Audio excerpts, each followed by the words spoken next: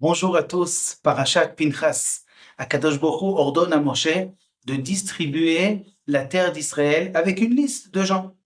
Et dans la liste, les filles de Tzlophrad s'aperçoivent que le nom de leur père n'existe pas.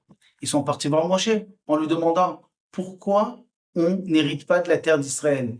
C'est vrai que les hommes qui sont morts à cause de la faute de Korach, etc., ne méritent pas. Mais notre père, il n'est pas mort à cause de ça. Il est mort à cause de sa faute personnelle et il n'a pas eu de garçon. Mais nous, les 5 filles, on est à la place des garçons, on devrait hériter.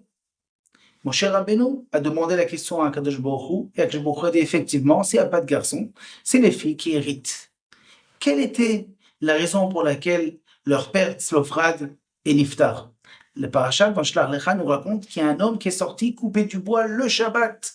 Et on lui a prévenu, si tu coupes du bois Shabbat, tu es coupable de mort. Il a continué quand même et il a été tué. Tosfot nous raconte que il a fait ça, Leshem Shamaim. Il a coupé du bois pour montrer au peuple d'Israël, parce qu'il a vu que le peuple d'Israël commençait à négliger le Shabbat. Il voulait leur montrer que celui qui fait une avéra le Shabbat, eh bien, il est coupable de mort. Donc, il a fait ça par intégrité pour montrer combien c'est important de garder le Shabbat. Entre parenthèses, les Mefarshim expliquent que Tzlophrad n'a pas vraiment fauté, étant donné qu'il n'avait pas besoin de ce bois-là. Et si on coupe du bois sans en avoir besoin, ça s'appelle Melacha Sheina Tzricha Legoufa. Et donc, on n'est pas tôt, on n'est pas chayav. Mais le Beddin, lui, ne savait pas ce qu'il avait dans le cœur, donc il était obligé de le condamner à mort.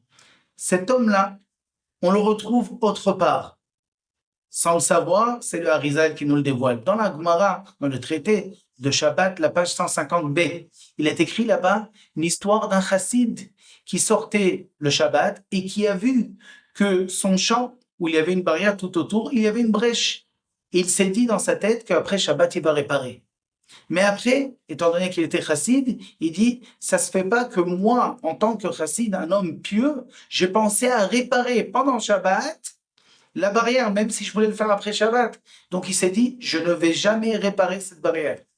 Hachem a apprécié sa pensée et a fait un miracle qui est sorti de la terre à cet endroit même précis, un caprier.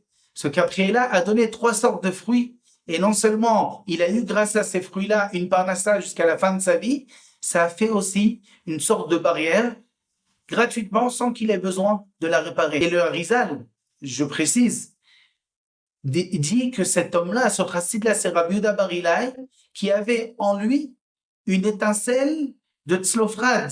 C'est la raison pour laquelle est sorti un caprier. Un caprier, en hébreu, on dit tzlaf. Tzlophrad, un caprier. C'était donc un remède que cet homme-là, c'était Tzlophrad, qui avait fait la Avera Leshem Shamaim. Il a eu l'occasion de venir réparer sa Avera. Et en plus de ça, a eu le mérite d'avoir une parnassa jusqu'à la fin de sa vie, Bisrout, le garde du Shabbat. Shabbat Shalom.